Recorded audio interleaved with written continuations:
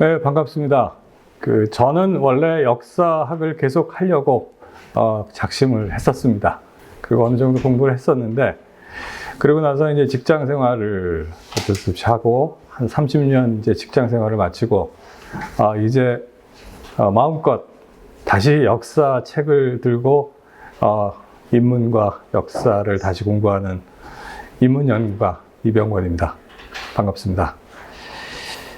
저는 한 1년 전부터 뉴라이트, 발음을 잘해야 됩니다.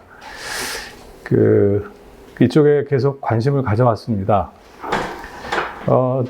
제가 학교 다녔던 80년대 초반, 대학 다녔던 80년대 초반에, 비슷한 많은 사람들이 그동안 한 30여 년간 상당히 많은 궤적을 그리면서 우리 사회의 주역이 되기도 하고, 또 지금은 굉장히 민폐를 끼치는 그런 처지에 놓인 사람이 많이 있습니다. 그래서 그들은 왜 그랬을까? 왜 그렇게 됐을까? 그리고 저들이 지금 얘기하는 어떻게 보면 좀 허무맹랑하고 시대착오적이고 도저히 이해가 안 가는 저런 얘기들이 도대체 왜 나왔을까? 굉장히 궁금했습니다. 그래서 하나씩 좀 찾는 과정을 시작을 했고요. 오늘 여러분과 같이 제가 지금까지 찾은 내용들, 정리한 내용들 같이 나누는 시간을 갖도록 하겠습니다.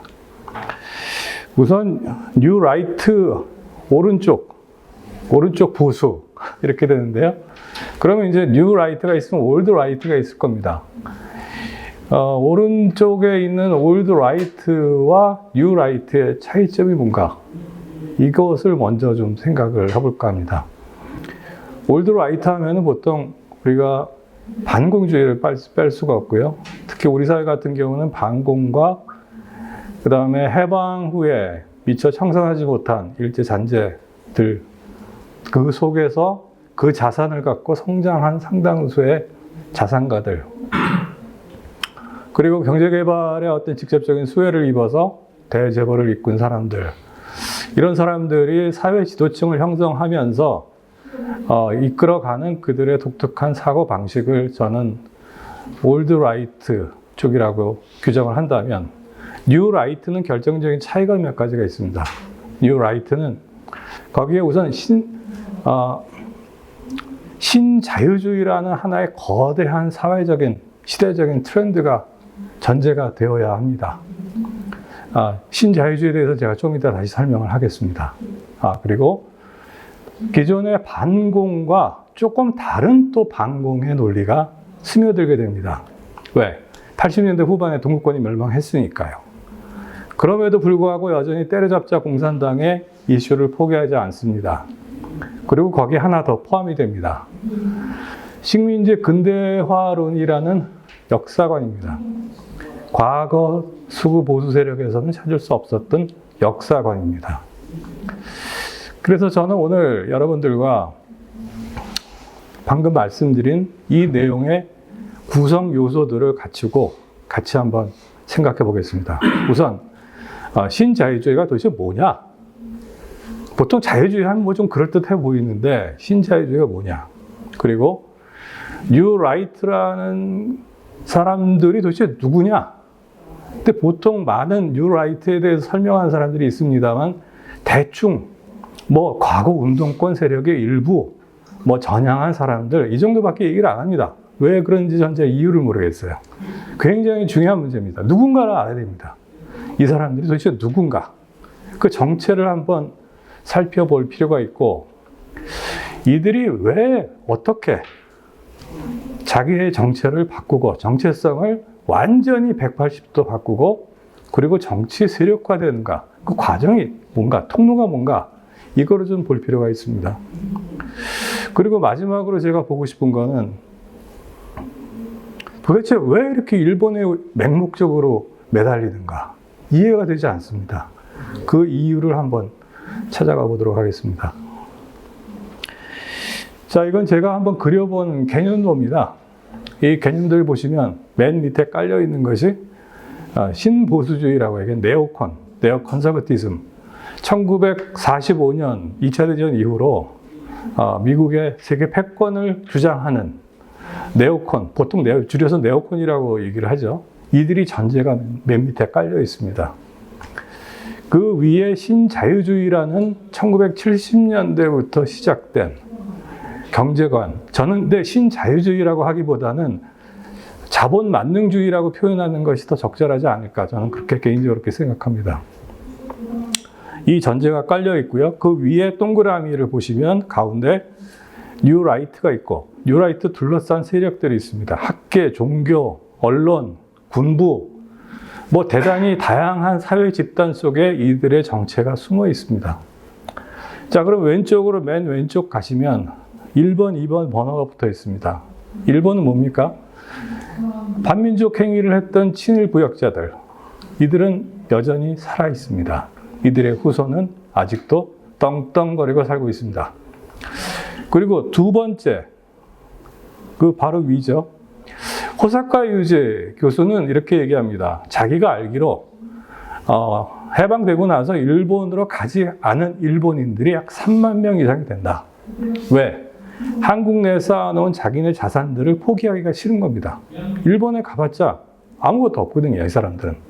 그래서 호적을 바꾸고 한국 이름으로 바꿔서 숨죽이고 자기네 자산을 키워온 상당수의 사람들이 있다.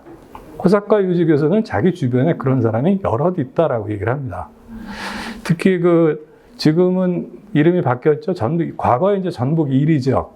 그러니까 거기가 곡창지대에서, 전라도 곡창지대에서 쌀을 일본으로 강제 수출한 창구입니다, 거기가.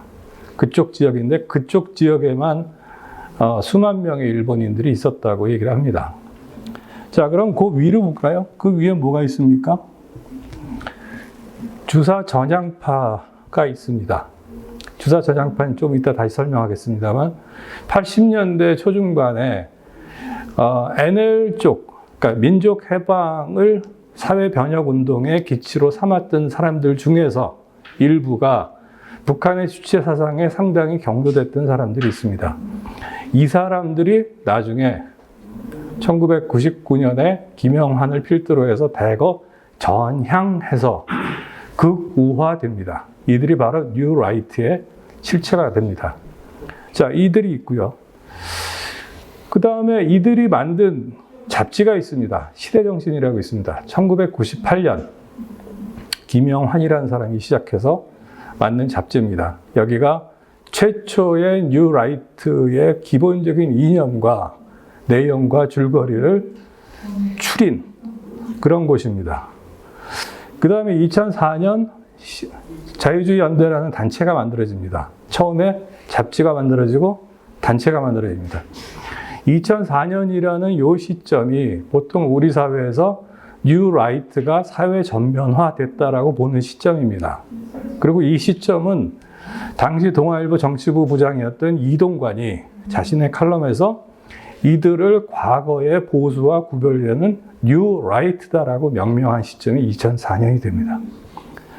이들은 2008년이 되면 전국 뉴라이트 연대 조직을 만들게 됩니다. 여기에 새롭게 가세한 거대 세력이 있습니다. 종교계입니다. 김지동 목사라는 사람이 앞장서서 뉴라이트 전국연합이라는 조직체를 결성합니다. 근데 이 조직은 결성되자마자 바로 이명박 대통령의 선거운동 조직이 됩니다. 바로 정치 세력화되는 겁니다. 그리고 2008년 이후 이들은 우리 사회 각계에서 다양한 형태로 계속 활동을 하다가 박근혜 정부 들어서서 좀 잠시 숨죽이고 있다가 박근혜 정부의 몰락과 함께 좀 가라앉습니다. 그러니까 눈에 띄지 않는 형태로 되는 거죠. 하지만 물밑에서 활발하게 움직이다가 2017년 한국자유회의라는 단체로 엄청난 세력으로 부각을 하게 됩니다. 2017년입니다. 여기 한국자유회의는 노재봉 전 총리가 수장을 맡았고 지금 그 통일부 장관을 맡고 있는 김영호 씨가 노재봉 전 총리의 제자입니다. 이 사람이 실질적인 리더를 하면서 이 단체를 이끌었고 이 단체 출신, 발기인 출신의 상당수가 적어도 10에서 20명 수준의 인사들이 지금 현재 윤석열 정부에서 요직을 차지하고 있습니다. 그래서 저는 전체적인 이런 흐름 속에서 뉴라이트가 우리 사회에서 굉장히 큰 우리가 결코 무시할 수 없는 만만하지 않는 거대 세력으로 성장해 왔다고 생각을 합니다. 이런 기조하에서 이 흐름에 따라서 시계열적인 흐름으로 제가 계속 찾아가 보겠습니다. 이건 신문기사 났던 건데 아실 겁니다. 재작년만 해도 사실은 우리 사회에서는 뉴 라이트 문제가 그렇게 큰 이슈로 부각이 되지 않았습니다. 그러다가 금년 8월 15일 날 독립기념관 관장 누가 됐죠? 김형석 씨가 독립기념관장으로 임명되자 엄청난 파장이 일어납니다. 당시 광복회장을 현재도 맡고 계신 이종찬 전 국정원장이시죠. 이분은 정말 대단한 독립운동가의 후예이시죠. 직계시죠. 반발을 합니다. 어떻게 이런 뉴라이트 인사를 독립기념관장에 임명할 수가 있냐? 이건 분명히 필시 대통령실에 밀정이 있다. 그래서 이 밀정설이 일파만파의 위력을 사회에 미치게 됩니다. 그러고서 사람들이 갑자기 도대체 뉴라이트가 뭐야? 왜 그렇게 된 거야? 어떻게 저런 인간들이, 자격도 없는 인간들이 우리 역사 주요 기관의 수장이 될 수 있는가? 관심을 많이 뜨겁게 갖게 되죠. 그래서 찾아보니 주요 역사 기관 단체장들이 금년에, 그것도 하필이면 금년에 전부 싸그리 바뀝니다. 다 뉴라이트 인사들로 바뀝니다. 한국학중앙연구원, 독립기념관, 그 다음에 동북아역사재단 등 국사편찬위원회, 다 우리 한국의 역사를 주물럭거릴 수 있는 대단히 중요한 역사 기관들입니다. 여기 수장들이 몽졸이 모두 뉴라이트 쪽 인사들로 교체가 됩니다. 이들은 하나같이 상해 임시정부를 부정을 했고 독립운동을 폄하하고 심지어는 5.18 정신을 훼손하고 등등 이들이 보인 여러 가지 작태들은 말을 다 할 수가 없습니다. 금년에 국정감사기관에 불려 나와서도 대단히 뻔뻔한 모습들을 보였다고 합니다. 그래서 이런 양상으로 지금 흘러가고 있습니다. 그러니까 이거는 어떻게 보면 경제 권력, 정치 권력에 이어서 이제 역사 권력까지 다 가져가려는 그런 음모로 보입니다. 그럼 이제 여기까지 전제를 해놓고요. 그 신자유주의에 대해서 잠깐 좀 탐색을 잠깐 하고 넘어가겠습니다. 애덤 스미스 얘기를 좀 해볼게요. 왜 하필이면 캐캐묵은 아담 스미스냐? 이유가 있습니다. 신자유주의에서는 애덤 스미스의 두 가지를 굉장히 좋아합니다. 뭐냐? 보이지 않는 손. 그죠? invisible hand. 시장에서는 수요와 공급이라는 보이지 않는 손이 자연스럽게, 그러니까 일체 간섭만 하지 않는다면 자연스럽게 거래를 통해서 합리적인 거래 질서가 확립이 되고 그런 자본시장은 계속 발전한다. 이것이 고전 경제학의 가장 기본적인 모토입니다. 또 하나, 인간은 이기적인 존재다. 그 뉴라이트 쪽 사람들 이 얘기 굉장히 많이 합니다. 그럼 그 얘기를 누가 했는데? 물어보면 그거 애덤 스미스가 한 얘기야. 그런 얘기를 합니다. 맞습니다. 애덤 스미스가 그런 얘기 했습니다. 그런데 애덤 스미스가 했던 얘기의 전제는 굉장히 다릅니다.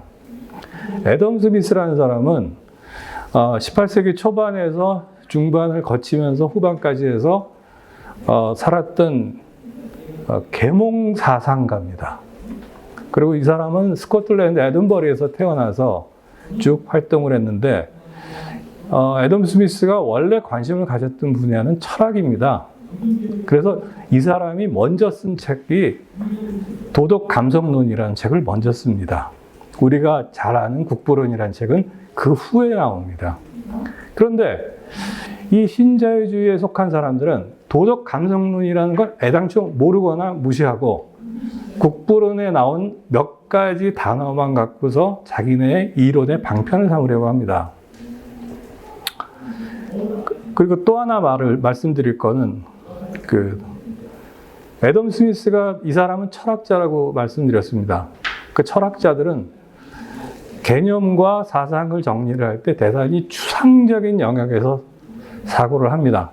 그 얘기는 그냥 뼈다귀만 추리고 나머지는 다 빼서 기본적인 줄기만을 가장 핵심적인 요소로 사고를 하는 것인데요.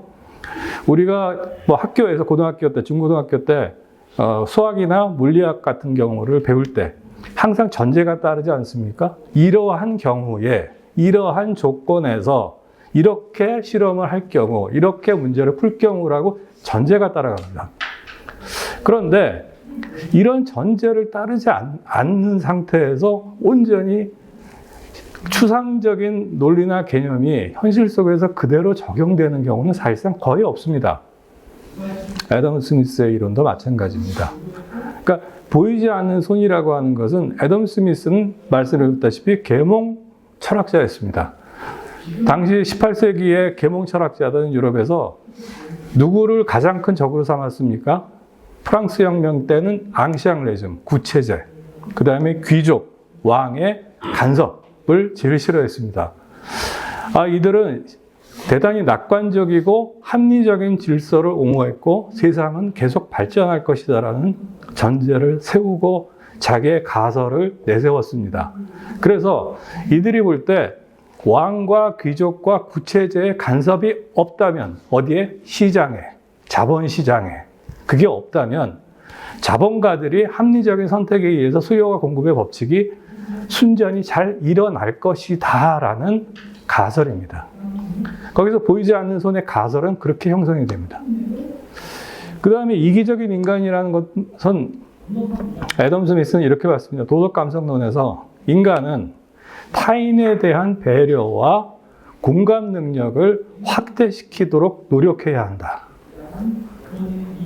그것이 이 사람이 봤을 때 세상의 전제 조건입니다. 그리고 인간의 이기적이다라고 하는 것은 자기의 발전과 자기가 추구하는 삶의 만족을 위해서 계속 노력하는 존재라는 의미입니다. 그러니까 타인을 배척하거나 남의 것을 뺏거나 오로지 나의 탐욕만을 요구하는 그런 이기적인 것이 아니라 자기의 개인적인 성찰과 발전을 위해서 끊임없이 노력해야 한다. 그런 인간들이 다수가 모여서 살게 됐을 경우에 세상은 합리적이고 발전한다라는 낙관론을 가졌던 것이 계몽 철학자들이고 애덤 스미스도 마찬가지입니다. 그런데 신자유주의에서 얘기하는 인간관은 어떻습니까? 승자 독식입니다. 시장에서 모든 것을 승자가 다 가져가는 구조이죠. 그리고 다음번에 애덤 스미스로 말씀드렸으니 자유주의에 대해서 한번 보겠습니다. 자유주의도 여러 자유주의가 있습니다.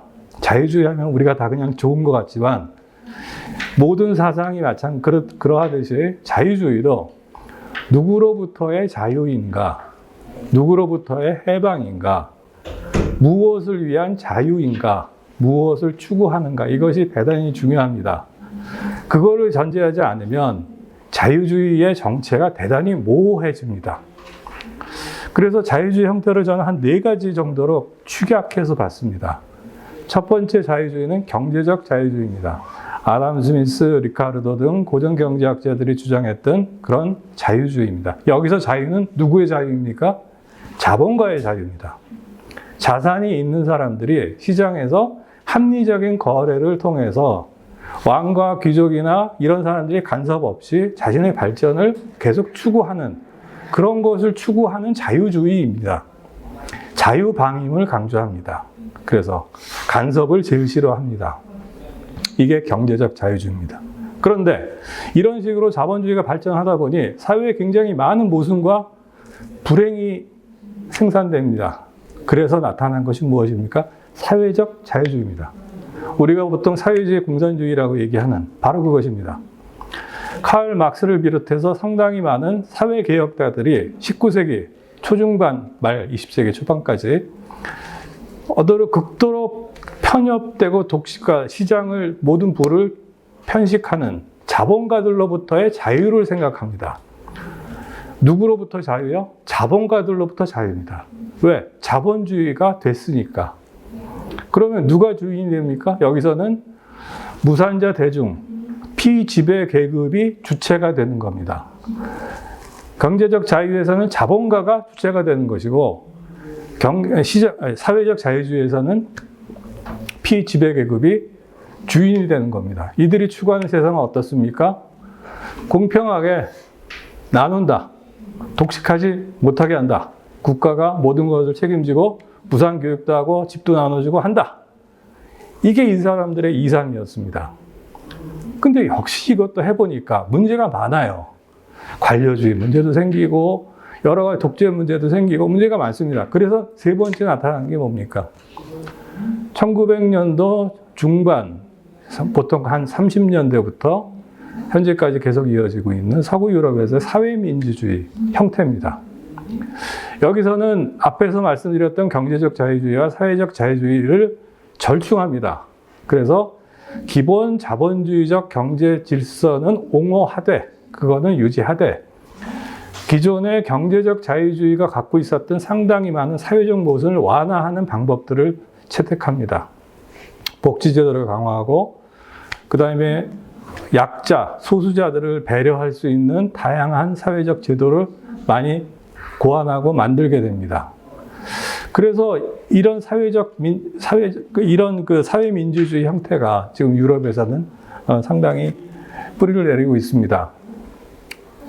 네 번째가 바로 신자유주의입니다. 신자유주의는 애초에 맨 처음에 말씀드렸던 경제적 자유주의와 사실 별반 차이가 없습니다.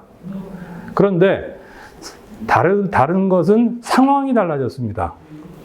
1970년대 갑자기 스태그플레이션이 몰려옵니다. 세계 경제에 몰려옵니다.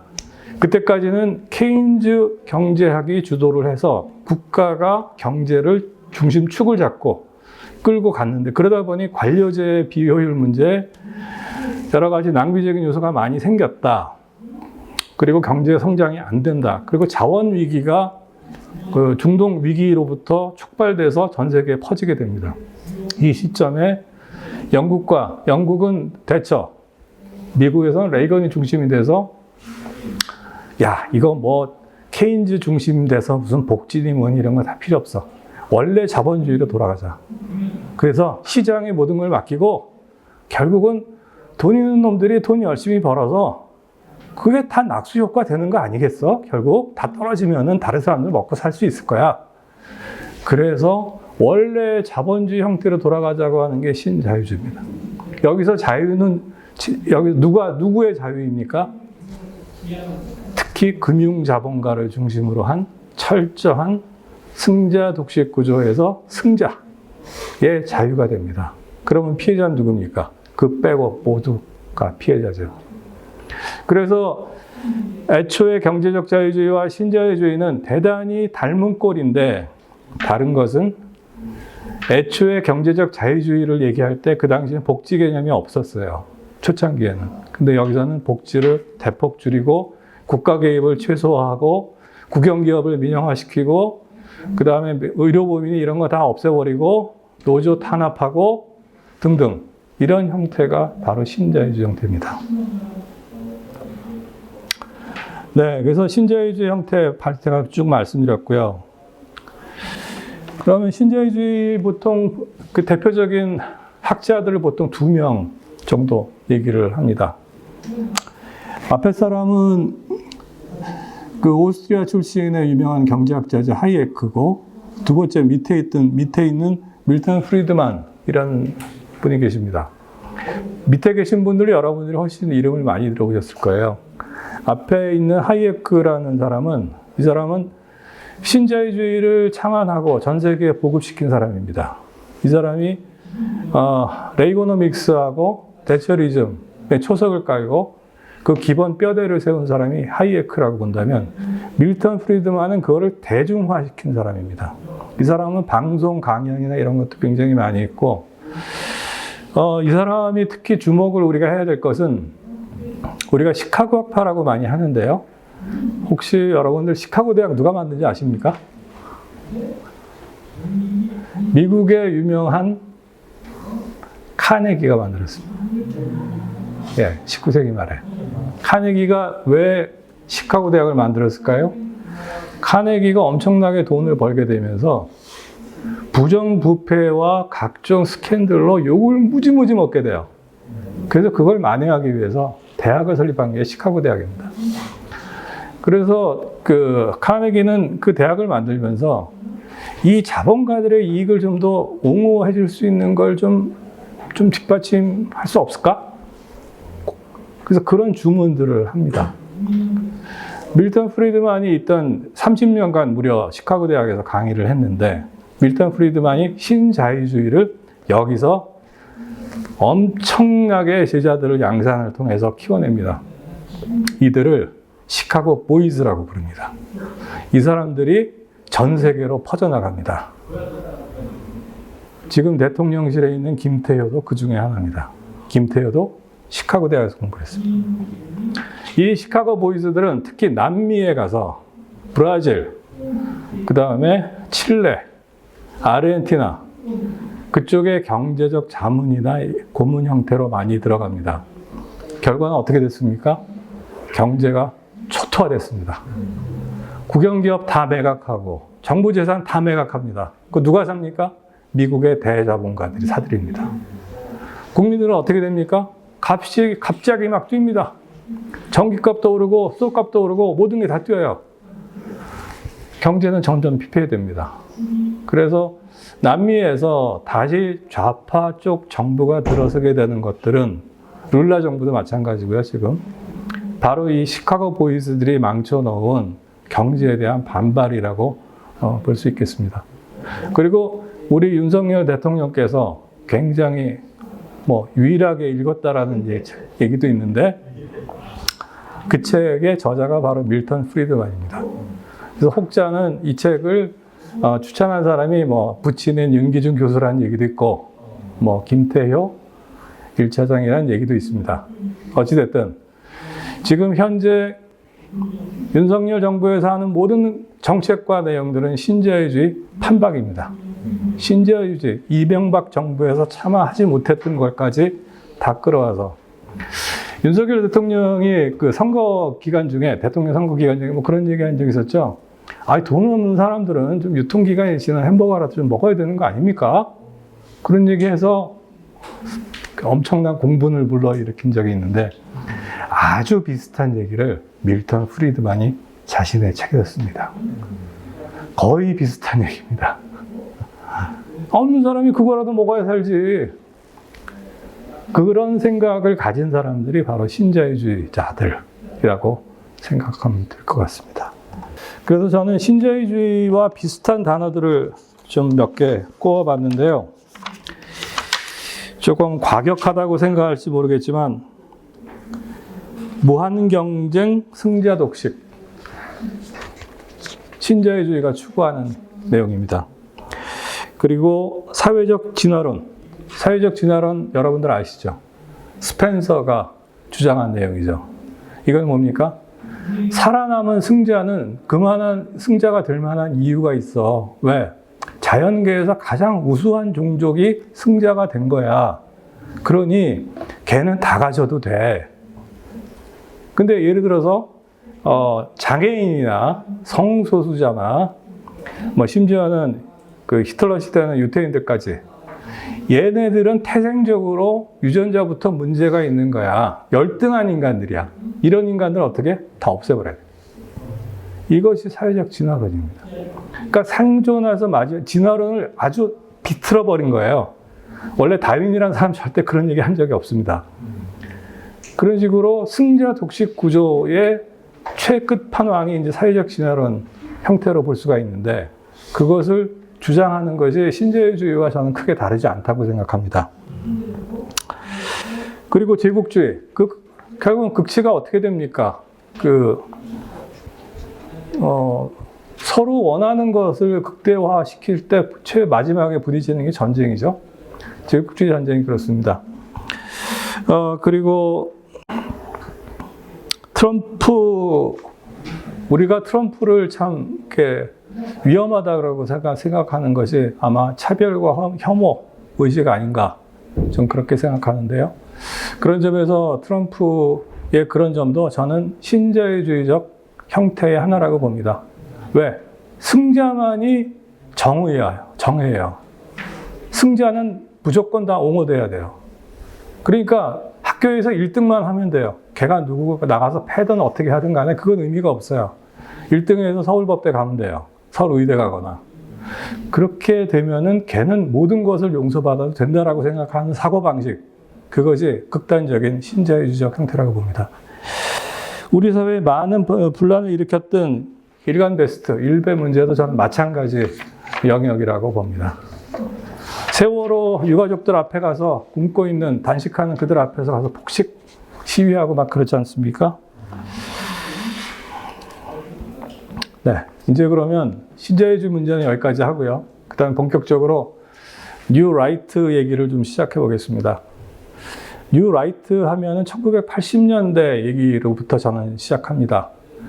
우리가 모두 다 잘 아는 1980년 5월 달 광주 민주항쟁이 발생을 했고 계엄군은 아주 참혹한 진압을 했습니다. 그 사건이 굉장히 비극으로 끝나면서 굉장히 많은 사람들이 공분했고 시민, 학생운동권뿐만 아니라 사회개혁 많은 진영에서 사람들이 미국에 대한 의심의 눈초리가 커졌습니다. 우리에게 미국은 무엇인가? 미국은 무엇인가? 왜 그때 그 5.18 당시에 무슨 미국의 항공모함이 어디 떴으니까 우리는 괜찮을 거야. 그런 이상한 유언비어도 광주에서 한동안 돌았었다고 하잖아요. 그러면서 80년대 초반에 그 민족의식, 그 다음에 그러니까 민족 문제, 우리가 남북한 간의 민족 문제하고 미국을 제국주의로 보는 시각이 굉장히 강력하게 대두가 됩니다.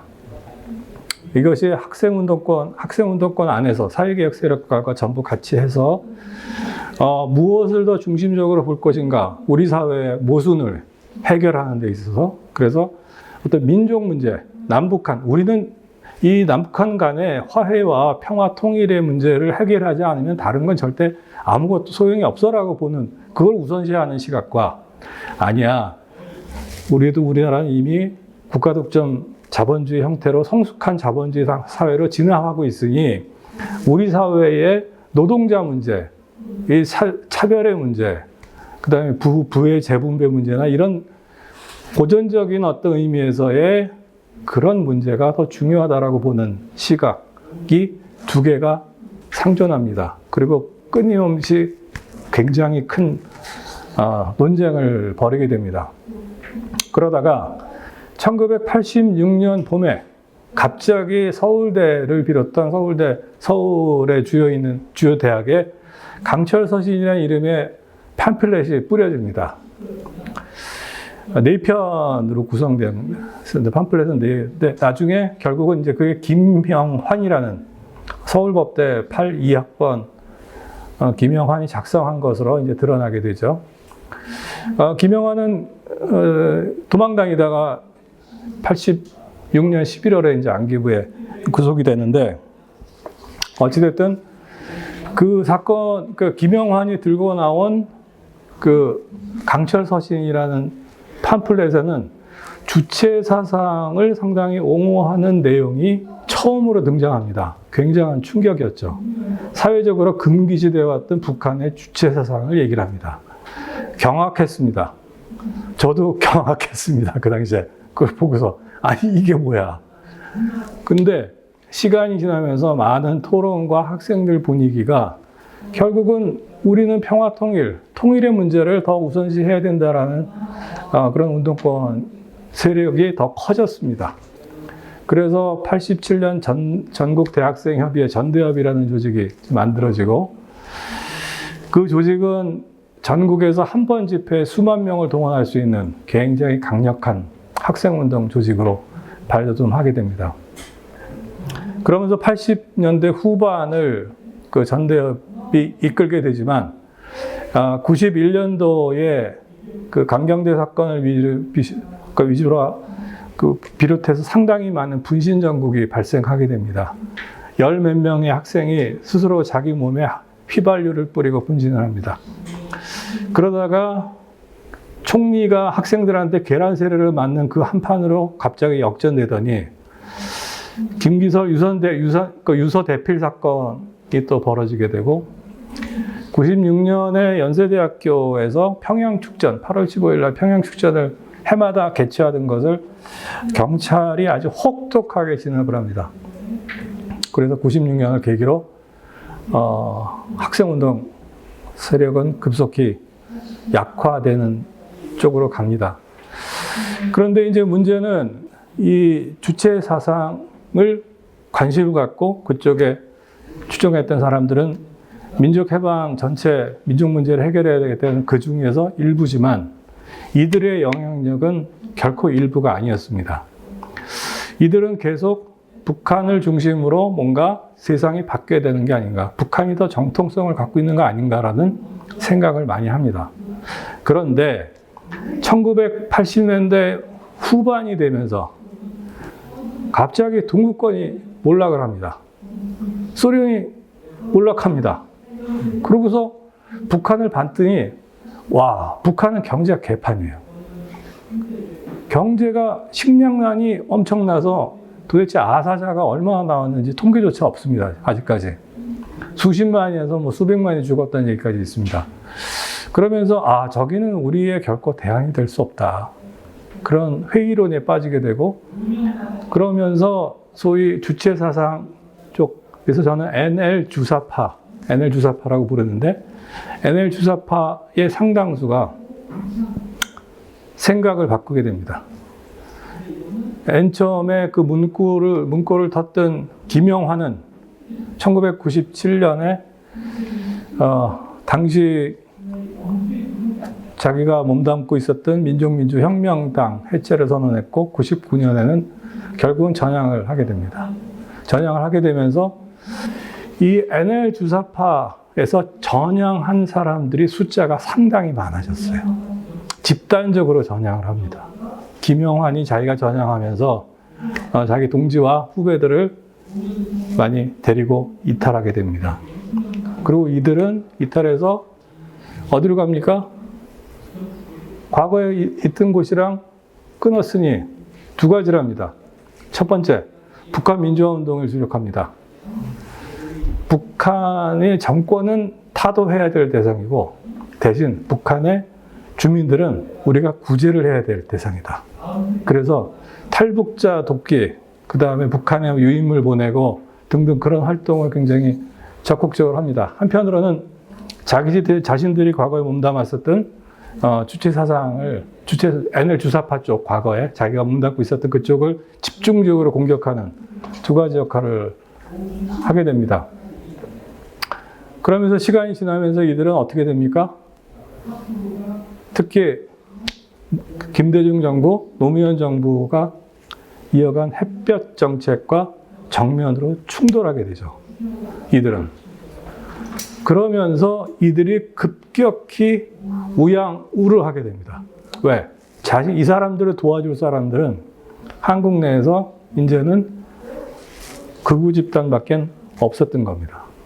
그래서 이들과 과감하게 손을 잡고 완전히 이쪽 세력으로 편승하게 됩니다. 그것이 바로 이들의 하나의 궤적이 됩니다. 이 김영환이라는 사람은 굉장히 흥미로운 사람인데요. 조금 더 상세하게 한번 보겠습니다.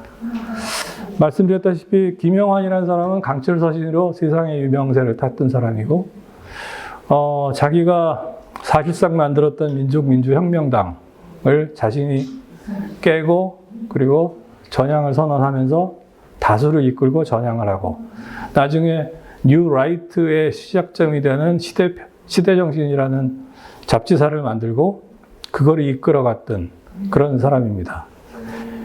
근데 제가 세 번째 있는 여기에 보시면 하영구라는 사람이 있습니다. 이 사람 얘기를 하고 싶어서 이 페이지를 만든 겁니다. 첫 번째 있는 김명환은 두 번째 있는 하영옥과 대학 동기입니다. 서울법대 동기예요. 두 사람은 사상적 궤적이 같습니다. 같이 NL 쪽에 있었고 같이 NL 주사 쪽에 있었고 같이 9학년부터 많은 조직 활동을 했고 그리고 같이 민족민주혁명당을 만들었습니다. 김영환은 자신이 당 대표가 될 수 있었지만 하영옥에다 미루죠. 자기는 중앙위원으로 있습니다. 그러다가 자신이 전향을 했죠. 그런데 하영옥은 전향을 하지 않습니다. 이 사람 끝까지 자기 신조를 굽히지 않고 형을 받죠. 국가보안법으로 구속이 됐다가 만기 출소하고 지금은 계속 학원 강사 활동을 하면서 정치권에는 일절 발을 끄는 걸로 알고 있습니다. 마지막이 심진구라는 사람인데요. 이 사람은 고졸 출신의 노동자였습니다.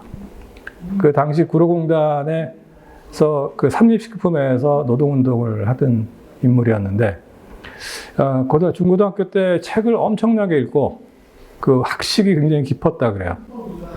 그래서 김영환의 선배가 야, 너 그 사람 한번 만나봐라. 그래서 심진구를 김영환이 찾아갑니다. 찾아가서 얘기를 해보니 대단한 사람이다.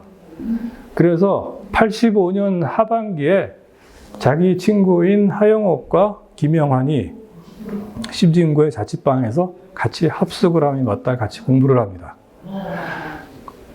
그리고 86년 봄에 말씀드렸다시피 김영환은 강철서신이라는 자기의 팜플렛을 내는데 문제는 강철서신이 4편으로 되어 있는데 그 중에 한 편이 이 심진구 거였어요. 선진노동자의 임무라는 팜플렛 하나가 심진구였습니다. 심진구가 쓴 것인데 김영환이 무단으로 그냥 갖다 쓴 거예요. 마치 자기가 쓴 것처럼. 그래가지고 하영옥과 심진구로부터 김영환이 엄청나게 질책을 받고 김영환은 심진구에게 사과했다라고 주장을 하지만 심진구 씨는 나는 그런 얘기 들은 바 없어 라고 얘기를 하죠. 근데 문제는 86년 11월에 김영환이 안기부에 잡혀가면서 가서 조사를 받던 중에 심진구를 붑니다. 맞아서 불었는지 고문을 당해서 불었는지 아니면 그냥 부르니까 그건 알 수가 없어요. 어쨌든 심진구라는 존재를 발설을 하게 되고 안기부에서는 그 심진구가 김영환의 배후 인물로 추정을 하고 심진구를 잡아다가 한 2달간 혹독한 고문을 합니다. 엄청나게 고문을 했다고 그래요. 그래서 심진구 근데 탈탈탈탈 털어봤는데 아무것도 없는 거예요. 단지 좀 이적으로 의심되는 그런 서적을 읽었다는 것 외에 특별한 협의점이 없어요. 그래서 심진구를 역시 국가보안법 혐의로 이적 표현물 소지죄 이런 거 있지 않습니까? 이런 걸 집어넣었어요. 그리고 풀려났죠. 그런데 심진구 씨는 풀려난 다음에 고문 후유증이 굉장히 컸어요.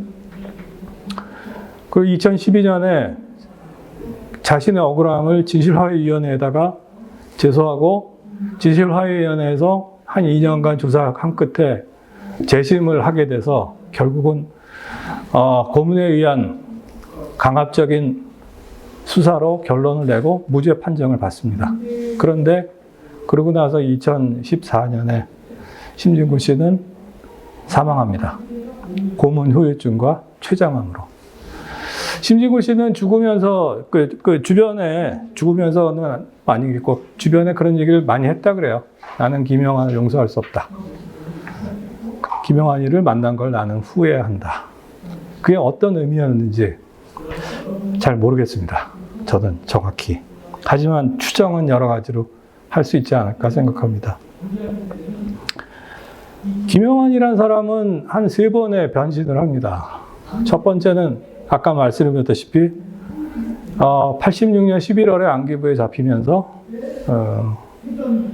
심진구 씨를 발설하게 되고 그런데 희한한 거는 제가 풀지 못한 수수께끼가 하나 있는데 그 김영환이 1990년에 형집행정지로 출두를 해요. 출소합니다.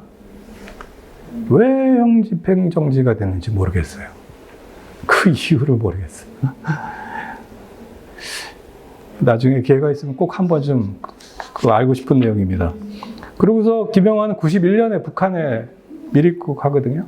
북한에 가서 김일성을 2번 만나고 권총까지 선물로 받았다 그러고 그랬습니다. 그리고 두 번째는 99년에 아까 말씀드린 전향입니다. 김영환은 99년에 당시 이제 그 민혁당 사건이 당국에 이제 드러나면서 민혁당이란 존재가 알려지게 되면서 대대적인 검거 선풍이 일어났고 김영환은 중국으로 도망갑니다. 갔던데 또 재밌는 사실이 있어요. 김영환이 도망을 갔어요.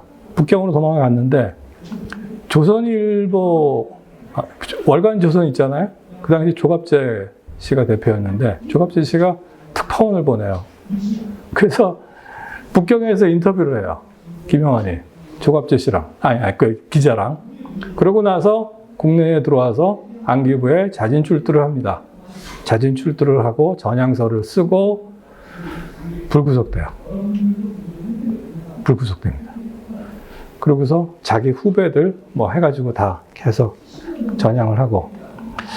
세 번째는 2015년 건인데요. 그 당시 이제 여러분 혹시 기억하실 겁니다. 통합진보당 사건. 통합진보당 그다음에 이석기 의원이라고 있었죠. 이석기 의원이 국회의원으로 임명되고 국회에서 이석기 제명안이 제출이 되고 그다음에 통합진보당이 이제 이적단체다. 그래서 검찰에 의해서 조사를 받고 그게 이제 헌법재판소로 갑니다. 그때 헌법재판소에 그 김영환이 이제 검찰 측 증인으로 출두를 합니다. 출두해서 이석기는 과거 주체사상의 추종자였고 통합진보당은 예전에 민족민주혁명당의 후신이고 여전히 주체사상을 추종하고 있다라는 요지에 진술을 하게 되고 그것이 결정적인 증거로 채택이 돼서 이석기는 제명되고 감옥에 가고 통합진보당은 해체됩니다. 이 사건은 아직도 계속 그 정당성에 대해서 말이 많은 사건 중에 하나인데 김영환 씨는 거기서 과감하게 검찰 측 증인으로 나서서 그런 결정을 합니다. 저는 이걸 뭐 김영환의 이런 행보를 배신이라고 할지 아니면 뭐 자기 나름대로 뭐 옳은 길을 찾아간 것이라고 해야 될지는 잘 모르겠습니다만 어쨌든 그 정치적인 여파, 사회적인 여파는 굉장히 큽니다. 그러니까 적어도 자기와 같이 했던 그 다음에 어떤 그 사회 진보 세력, 변혁 세력을 싸잡아서 좌익화하고 용공화하고 그 다음에 북한 추종 세력으로 만들려는 당국의 그 다음에 극우 세력의 좋은 먹잇감이 된 것만은 틀림없습니다. 그 점에 대해서 김영환 씨는 계속 어떤 생각을 하는지는 잘 모르겠습니다. 네, 그러면 이제 본격적으로 좀 보겠습니다. 시대정신이라는 잡지는 아까 말씀드렸던 1988년에 만들어진 김영환이 주도가 돼서 만든 잡지고요. 여기 보시면은 당시 같이 발기인으로 참여했던 사람들의 명단이 나옵니다. 뭐 홍진표, 한기홍, 최홍재 이런 사람들이 같이 발기인으로 나와 있습니다. 이들 모두 과거 NL 주사파였다가 전향한 사람들입니다. 왜 이런 얘기들을 다른 뉴라이트를 얘기하는 사람들 이런 얘기 왜 안 하죠? 네, 그리고 그 다음에 보시면 넘어가겠습니다. 자유주의 연대 2004년에 만들어지죠. 자유주의 연대는 단체입니다. 2004년 아까 말씀드렸다시피 뉴라이트가 우리 사회의 전면적인 조직체로 인정되는 바로 그 해에 중심축이 됐던 것이 자유주의 연대입니다. 여기서 보시면은 또 좀 주의 깊게 보실 분들은 보실 사람은 앞에 시대 정신에서 참여했던 사람들이 오롯이 여기 다 들어가고요. 김영환만 빼고. 그리고 여기 보면은 누가 보입니까? 신지호가 보이죠? 신지호가 누구죠? 지금 국힘의 핵심 멤버죠. 예. 그 한 대표의 측근. 네. 이 신지호. 그 신지호입니다. 그리고 뭐 최홍재 등 여러 사람이 나타납니다. 아까 말씀드렸다시피 그 이동관이 그때 뉴라이트라는 용어를 처음 썼던 게 바로 이 자유주의 연대 라는 단체가 발족되면서입니다. 그 다음에 뉴라이트 전국연합, 아까 말씀드렸다시피 김진홍 목사가 주축이 되어 있습니다. 여기에 종교계 인사들이 이제 다소 이쪽으로 들어옵니다. 아마 제 생각에는 뉴라이트 하니까 뭔가 좀 그럴듯하고 멋있어 보인다. 그리고 과거와 다른 새로운 보수다. 뭐 이런 정도 그냥 대충 이해하고 따라온 사람들도 상당수가 되지 않았을까. 저는 그런 생각을 하는데, 이 김진홍 목사라는 분은 원래 그 박정희 정권 시절에 반독재 운동도 했고요. 개척교회의 상징적인 인물입니다. 근데 이분이 왜 이쪽으로 돌아섰는지는 그 연유는 저도 잘 모릅니다. 하지만 어쨌든 이분이 앞장서서, 정말 앞장서서 태극기 들고 거리에 나섰고, 다수의 신도들이 아스팔트를 채우기 시작합니다. 이때가 바로 아스팔트 우파가 이제 막 시작되는, 태극기 들고 흔들면서 했던 그런 모습이 되겠습니다. 이 뉴라이트 전국연합은 말씀드렸다시피 이건 정치 조직이었습니다. 이명박을 대통령으로 만들겠다는. 이명박이 또 개신교 집사였잖아요. 예. 그러니까 우리 개신교 집사를 대통령으로 만들자! 그런 전국적인 뭐 그런 모임이 결성되었다고 합니다.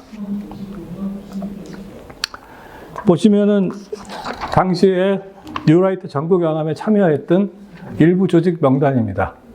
말씀드렸다시피 시제정신, 자유주의연대 등등 비롯해가지고 상당수의 단체들이 여기 포함되어 있는 것으로 보시면 알 수 있습니다. 북한 인권운동을 했던 단체들도 이때 몽졸이 다 이쪽으로 다 가담을 하게 됩니다. 거의 뭐 뉴라이트의 총 집결체였죠. 그 당시에는. 그 대단한 세과시도 엄청나게 했었고요. 이 단체를 역시 그 당시 움직이는 가장 큰 힘은 교회 돈이었죠. 예. 네, 그 다음 보겠습니다. 그런데 이렇게 잘 한때 전성기를 누리던 것 같던 뉴라이트가 박근혜 정부에 들어서면서 슬슬 좀 퇴락의 조짐이 보이기 시작합니다. 왜? 권력의 맛을 본 사람들은 반드시 타락의 그 뒷모습을 남기게 됩니다.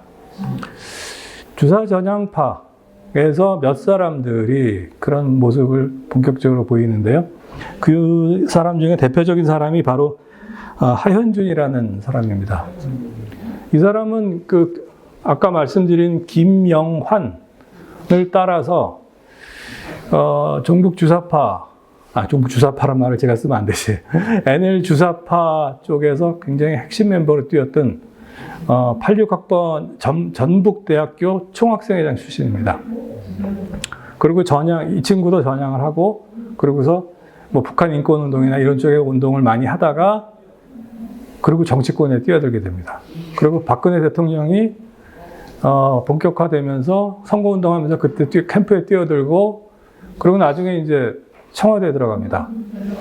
근데 이 하현준이라는 사람이 굉장히 유명하게 된 거는 이른바 화이트리스트 사건입니다.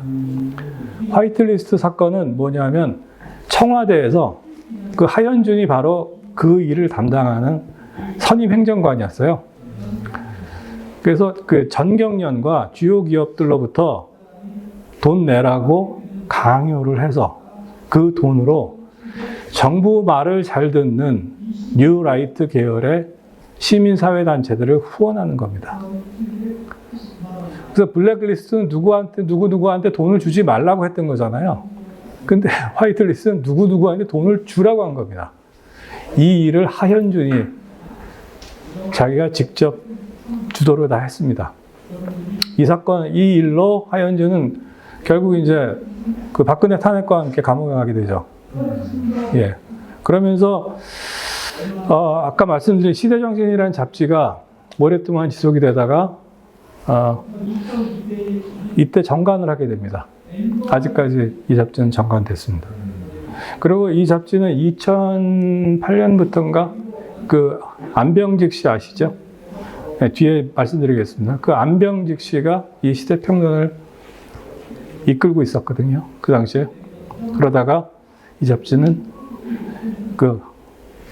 하연존의 어떤 몰락, 그 다음에 그 NL 주사파에서 전향한 사람들이 상당한 좀 여러 가지 잡음이 많이 발생되면서 문을 닫게 됩니다. 네, 그럼 이제 이쪽 뉴라이트 쪽 주요 인사들의 명단입니다. 극히 일부입니다. 이 명단은. 여러분 이름들 한번 보시죠. 예. 이런 건 사진 찍어서 열심히 나누셔도 됩니다. 뭐 너무나 유명한 사람들입니다. 예, 학계에서는 뭐 여전히 제일 안병직과 이영호는 뺄래야 뺄 수가 없는 사이고, 그 다음에 이인호, 서울대 서양사 교수 출신이죠. 뭐 이런 분들 계시고, 그 다음에 정치인 중에는 최근에 서울시 교육감 선거에 나갔던 조전혁, 대표적인 인물이죠. 그 다음에 신지호, 나경원, 장제원 등등의 인물이 눈에 띕니다. 그 다음에 종교인 중에서는 역시 김진홍 목사, 그 다음에 서경석 목사, 그 다음에 정광원 또 빼놓을 수가 없죠. 이 세 사람 이름만 일단 올려봤습니다. 언론인 중에서는 뭐 이동관 있고요, 이진숙, 조갑재, 지만원 등 이쪽도 아마 다수. 마지막에 윤서인을 윤시인으로 오타내신 거죠? 예, 윤서인입니다. 예. 만화가 윤서인. 예. 이 외에도 여기 제가 올리지 못한 사람들도 상당수가 있고, 최근에 또 두각을 나타내는 사람들도 또 있습니다. 최근에 민족문제연구소 쪽에서는 이배용 전 이화여대 총장, 예, 그분을 상당히 좀 지목하는 게 있더라고요. 그분이 뉴라이트의 실질적인 데모다, 그런 얘기도 있습니다만, 네.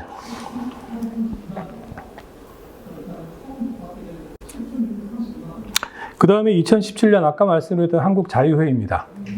노재봉 전 총리가 수장을 했고, 이분이 지금 돌아가셨죠. 그 다음에 김영호 지금 통일부 장관이 실질적으로 리더 역할을 했습니다. 이들은 지금 가장 강성의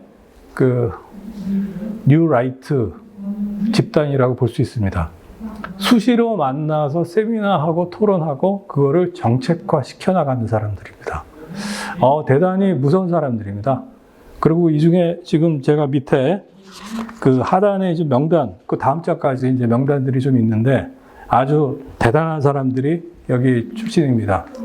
이름들을 한번 볼까요? 김영호 현재 통일부 장관, 그 다음에 김광동 진실화해위원장, 그 다음에 김태호 있죠? 차기환, 박인환 등등 해가서 현직에 지금 윤석열 정부에서 일하는 사람만 몇 명, 15명 이상 되는 것 같습니다. 그래서 그렇게 얘기를 합니다. 뉴라이트의 지금 산실이 어디냐? 어디서 계속 재생산해서 이들을 양산하고 있냐? 하나는 낙성대 경제연구소. 그리고 또 하나가 여기 한국자유회의. 그리고 또 하나가 더 있다라고 얘기하는데 제가 거기는 아직 실체를 정확히 모르겠습니다. 하나는 거기는 어디냐면 이상호 전 서강대 교수가 현재 운영하는 곳인데 거기 실체가 불분명합니다. 그래서 앞에 두 개는 확실합니다. 한국자유회의, 그 다음에 낙성대 경제연구소. 이 두 개가 거기 출신들 다수가 지금 뉴라이트에 탈을 쓰고 본인들은 아니라고 하지만 여기저기 요직에 계속 진출하는 그런 모양새라고 볼 수 있겠습니다. 이들이 주장한 것들 보면은 아주 재밌습니다. 이들은 국민 주권을 부정합니다. 우리 헌법에 뭐라고 되어 있습니까? 모든 주권은 어디서부터 나온다? 국민으로부터 나온다. 됐죠? 그런데 아주 궤변을 들어줬습니다. 국민 모두가 주권을 행사하면 나라는 혼란에 빠진다. 무정부 상태가 된다. 과감합니다. 이런 소리 했다가 국회에서 혼쭐이 나기도 했는데 전혀 아랑곳하지 않습니다. 그리고 노재봉이 한 얘기가 있는데 한국 자유 민주주의와 그 적들이라는 책을 썼는데 거기서 노재봉이 만든 얘기가 공산 전체주의라는 용어예요. 이 얘기는 노재봉이 만든 단어입니다. 여러분 다 잘 아시지만 공산주의하고 전체주의가 어떻게 이게 같습니까? 그게 하나로 연결될 수 있는 단어가 아니에요. 이게 개념적으로. 전혀 이질적인 건데 이게 두 개 묶을래야 묶을 수 없는 건데 대단한 창의력입니다. 그리고 이들은 끊임없이 그 일제 식민지, 그 상해 임시정부, 그다음에 독립운동 아주 폄훼합니다. 뭐 그런 지금 노동부 장관하는 김문수 씨가 그 청문회 국정감사였던 거기서 그런 얘기 했었잖아요. 일제시대 때 뭐 우리 국적은 당연히 일본 아니냐. 아닙니다. 아니에요. 참고로 말씀드리면 조선인은 그때 국적이 그냥 조선으로 돼 있었어요. 일본이 우리 국적이 아닙니다. 일본인들은 우리한테 일본 국적을 부여한 적이 없어요. 왜? 국적을 부여하게 되면 동등한 권리를 인정해줘야 됩니다. 그러니까 어느 식민지에 대해서 어느 제국주의가 국적을 부여합니까? 그런 예의가 없어요. 있을 수가 없어요.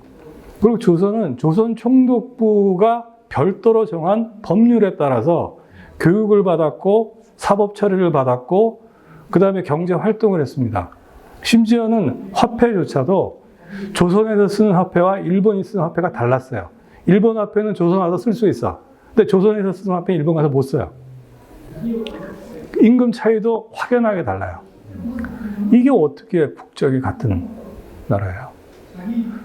일본은 절대 조선인들에게 국적을 부여한 적이 없어요. 국적은 끝까지 안 주려고 그랬어요. 나중에 태평양 전쟁이 한참일 때 가미가제 특공대나 어떤 강제징용을 할 때 너 가서 잘하면 일본인 국적 줄게라고 꼬드긴 적은 있습니다. 그 외에는 국적을 준 적이 없어요. 그러니까 김문수는 그만큼 무식한 거예요. 몰라요. 공부를 한 적이 없어요, 자기가. 그러니까 과감하게 그런 무식한 소리를 하는 겁니다. 그건 제가 참고로 말씀드리고, 바로 이 단체가 바로 그러한 다양한 논란거리를 계속 양산하는 단체라고 보시면 될 것 같습니다. 그래서 이들은 그 뉴라이트 북한관 여러분 다 아시죠? 북한은 때려잡자 공산당의 대상입니다. 북진 통일, 북한은 괴멸되어야 할 집단. 이것이 이제 뉴라이트의 쪽에 있는 사람들의 기본적인 생각이고, 대일본은 일본의 이익은 나의 이익이죠. 그죠? 일본의 이익에 누구보다 앞장섭니다.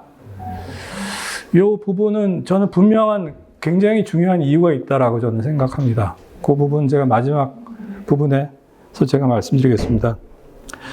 그리고 사회 반대 세력에 대한 전방위적 공격, 이것이 같습니다. 이것이 그래서 윤석열과 한국자유회의는 거의 100% 싱크로율을 보여준다. 저는 그렇게 생각합니다.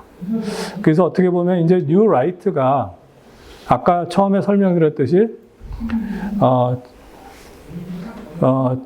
주사 쪽에서 전향한 사람들로부터 시작돼서 사회운동화, 북한 인권화 운동 뭐 이런 걸로 진행이 됐지만 지금은 보수 정권의 한 몸뚱이가 된 그런 상황이라고 볼 수 있을 것 같습니다.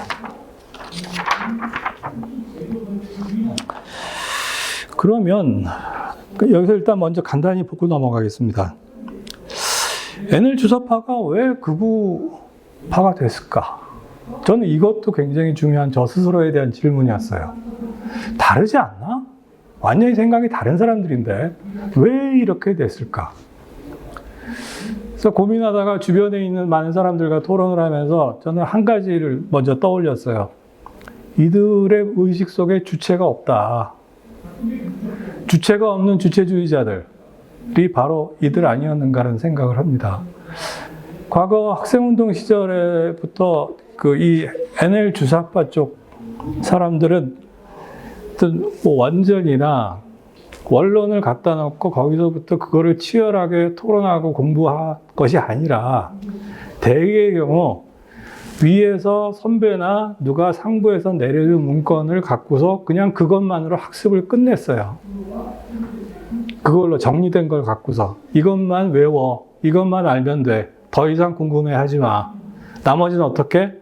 대중들과 함께 열심히 싸우면 돼. 그것이 이들의 대중 노선이었거든요. 그러다 보니까 정작 문제가 생겼을 때 그걸 근원으로부터 파고 들어가서 내가 도대체 무엇이 문제였나, 우리가 무엇이 문제였는가를 찾아낼 주체적인 역량 자체가 상당히 부족하지 않았는가. 저는 그렇게 생각합니다. 물론 다른 의견이 있을 수도 있고요. 그 다음에 동구권 몰락을 통해서 이들이 큰 영향을 받았다고 하면 사실은 저는 그것도 잘 이해가 안 가요. 이들은 그렇게 설명을 해요. 동구권 몰락과 뭐 북한이 경제난 때문에 우리는 회의를 갖게 됐다. 그렇게, 이거는 제 얘기가 아니라 이들의 얘기입니다. 김영환의 얘기예요. 그런데 잘 이해가 안 가요. 서구 민주주의 역사를 본다면 사회민주주의적 대안도 있고 다른 것들이 얼마든지 있는데 왜 그걸 보지 않았을까? 왜 갑자기 자본주의 만세를 불러버렸을까? 여기서도 저는 굉장히 기계론적인 이들의 사고방식의 일단을 보는데, 원래 마르크스주의에서는 역사 발전론을 이렇게 보지 않습니까? 과거에 원시 공동체 사회가 있었다.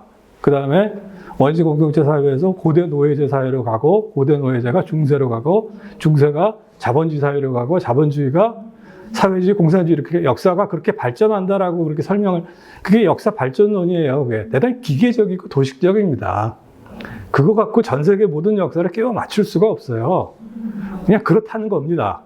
그런데 이쪽 친구들은 자, 이렇게 역사 발전 단계가 이렇게 쭉 지나가는데, 아니, 사회주의가 망했어? 그럼 뭐야? 사회주의 꽝이네? 그러면 사회주의 뒤로 없잖아요. 그죠? 그러면 남은 게 자본주의예요. 자본주의가 최종 승자네. 여기가 승자네, 여기가. 그 자본주의 만세를 불러야 되겠네. 여기서 우리가 우리 살 길을 찾아야 되겠네. 더 이상 딴 거 좌고 우면 할 필요가 없네. 라고 생각한 것이 아닌가. 그러니까 다른 대안을 찾기보다 현재 여기서 내가 발을 디디고 있는 곳에서 가장 쉽게 선택할 수 있는 것을 취한 것이 아닌가. 그런 생각입니다. 그 다음에 대북관도 급선회한 것도 저는 상당히 우려스러운 측면으로 봅니다. 원래 극단과 극단은 항상 통한다고 하지만, 한때는 북한을 상당히 나름대로 이상적인 모델로 생각했던 사람들이 갑자기 거기를 세상에서 가장 끔찍한 지옥으로 묘사하는 것은 상당히 저로서는 제 상식으로는 잘 이해가 안 갑니다. 극우에서 극으로 간다는 것은 그거는 다른 선택도 그렇게 할 수 있다는 얘기고, 그거는 올바른 합리적인 사고방식의 선으로 보이지는 않습니다. 그 부분은 아직도 앞으로도 계속 이 사람들의 발목을 잡지 않을까, 그렇게 생각합니다. 참고로 지금 대북 전단을 보내고 하는 사람들 같은 경우는 저는 태반을 이 사람들이 돈벌이로 봅니다. 일말의 선의가 있을지 모르지만 미국에서부터 상당한 지원금이 오는 걸로 알고 있고, 국내 우익 세력, 교회나 이런 쪽에서도 상당한 지원이 있는 것으로 압니다. 이들은 돈벌이를 하고 있습니다. 네, 그 다음에 넘어가겠습니다. 자, 그러면 이렇게 전향을 했는데, 전향했어요.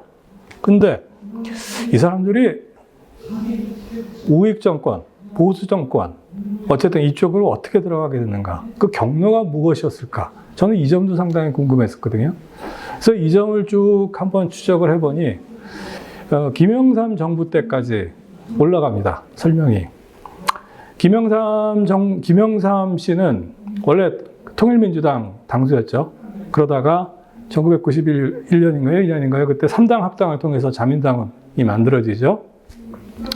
그러면서 김영삼 씨는 자기의 지지 세력을 당내에서 크게 늘려야 될 필요성을 느낍니다. 그래서 제야 세력 중에 상당수의 사람들을 자기 쪽으로 수혈하게 됩니다.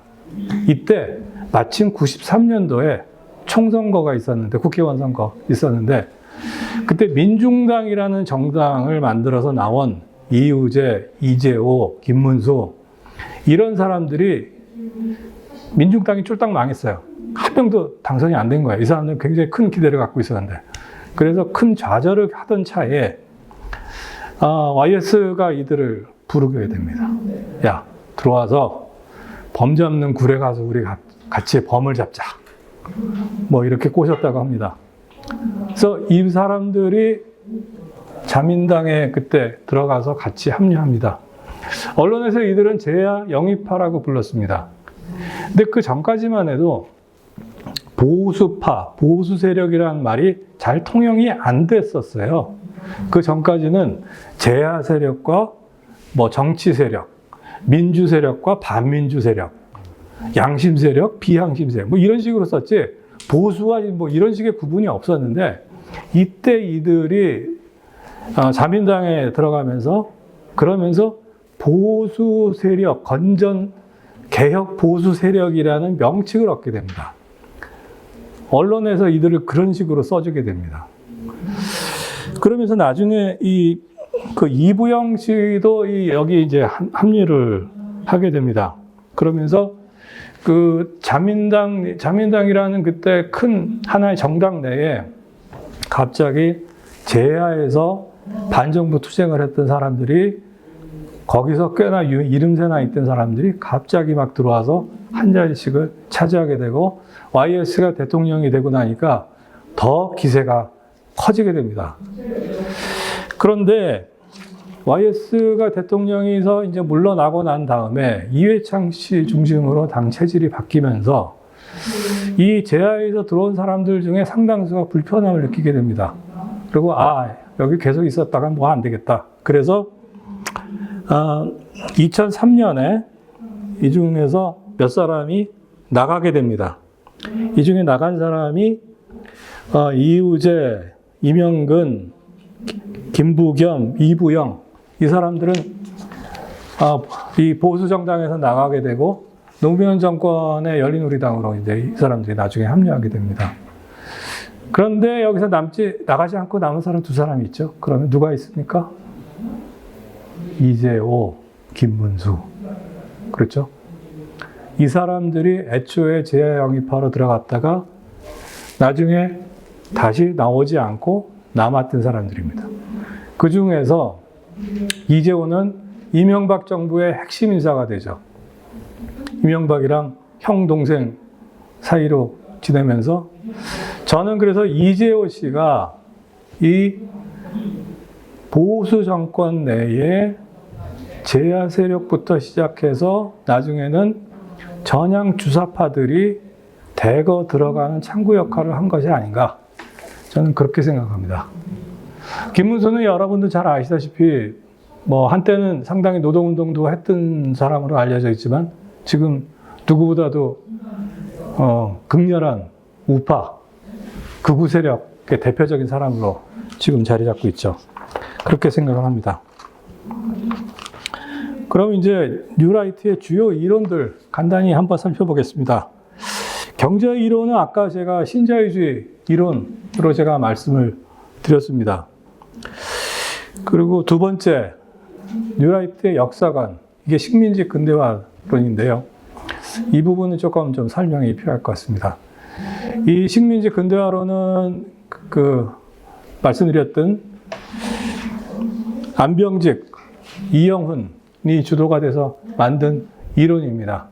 뭐 간단히 말씀드리면 아주 쉽습니다. 복잡한 거 다 빼고 보면 한국은 일제시대 때 일본이 자본주의화를 시켜줬기 때문에, 자본주의화라는 건 뭡니까? 공장도 짓고 철도도 깔고 도로도 깔고 등등등등 해서 그 인프라와 경험이 있었기 때문에 나중에 경제 발전을 할 수 있었다. 그래서 일본은 우리에게 은인이다.